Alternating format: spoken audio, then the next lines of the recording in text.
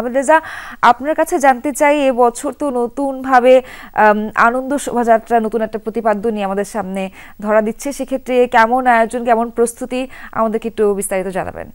সোহার, সুন্দর সাবলীল সবার জন্য বাংলাদেশ প্রত্যাশা আছে। যারা আসলে এই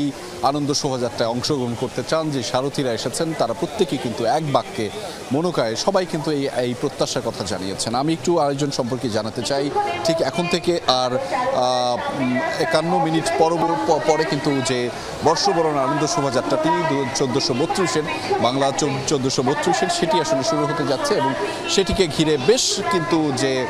প্রস্তুতি সেটি খুব শক্ত এবং জোরালোভাবেই নেওয়া হয়েছে। ঠিক আর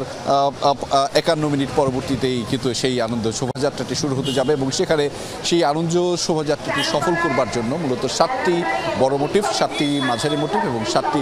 ছোট মোটিভকে এবারে আনন্দ শোভাযাত্রায় প্রাধান্য দেওয়া হয়েছে। একদম সবার প্রথমে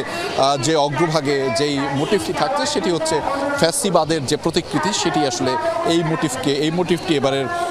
আনন্দ শোভাযাত্রায় প্রাধান্য পাচ্ছে।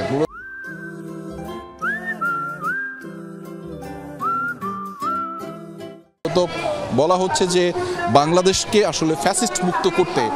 যে প্রয়াস ছিল 2024-এ গণ অভ্যুত্থানের মাধ্যমে, সেইটিকে সকলের মধ্যে, সেই বার্তাকে সকলের মধ্যে ছড়িয়ে দিতেই কিন্তু এই ফ্যাসিস্টের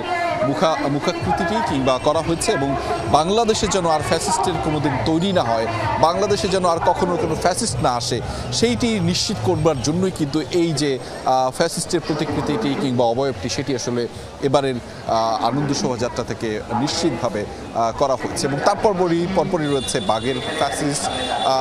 বাঘের যে মোটিভ সেটি রয়েছে এবং এরপরেই মাছ এবং তারপরে শান্তির পায়রার জায়গাটি একটু বলতে চাই, যেখানে আসলে সকল ধর্মের মানুষ, সকল বর্ণের মানুষ ঐক্যবদ্ধভাবে বাংলাদেশে থাকতে পারে, সবার জন্য যেন বাংলাদেশটি সামঞ্জস্যপূর্ণ হয়, সেটি আসলে নিশ্চিত করা সেই শান্তির পায়রার যে মোটিভ বা বার্তা সেটি রয়েছে মুগ্ধের পানি লাগবে পানি, সেই যে আহ্বান, অর্থাৎ যে আহ্বানে আসলে প্রকম্পিত হয়েছিল জুলাই, যে আহ্বানে প্রকম্পিত হয়েছিল আগস্ট, যে আহ্বানে আসলে তৈরি হয়েছে 36 জুলাইয়ের উপাখ্যান, অর্থাৎ মুগ্ধ তার জীবন দিয়ে মূলত সেটিকে নিশ্চিত করে গিয়েছে এবং সেই পানি লাগবে পানির যে মোটিভ সেটিও কিন্তু এবারের আনন্দ শোভাযাত্রায় অনন্যভাবে স্থান করে নিয়েছে। একই সাথে আপনাদেরকে বলতে চাই যে মোটিভের অংশ নিয়েছে 36 জুলাইয়ের একটি উপাখ্যান, সেটিও কিন্তু এবারের আয়োজনে থাকছে এবং বরাবরের সংস্কৃতি এবং ঐতিহ্যের ধারক হিসেবে থাকছে বাঙালির যে পালকি, সেটি মূলত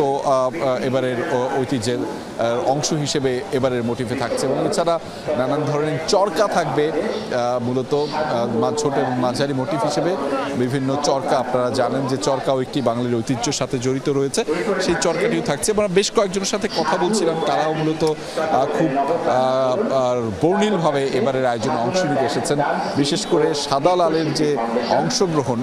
সেটি কিন্তু এবারে আয়োজন থেকে দেখা যাচ্ছে, সবার মধ্যে একটি উচ্ছ্বসিত ভাব রয়েছে এবং নতুন বছরে অনেকেই প্রত্যাশা করছেন যে সুন্দর সাবলীল বাংলাদেশ যেন সবার হয়, যেখানে আসলে সবার জন্য কথা বলার যে স্বাধীনতা সেটি আসলে নিশ্চিত হবে, সবার জন্য বেঁচে থাকার যে প্রয়াসটুকু সেটি আসলে নিশ্চিত হবে, সেই প্রয়াসটুকুই আসলে নিশ্চিত করবার জন্য সবাই এখানে ঐক্যবদ্ধ হয়েছেন। আর অল্প কিছুক্ষণ পরেই কিন্তু সেই যে আয়োজনটি অর্থাৎ আনন্দ শোভাযাত্রাটি সেটি শুরু হবে এবং সেটি শুরু হলে সেখান থেকে আরো বিস্তারিত আপনাদেরকে জানিয়ে দিতে পারবো। সোহান,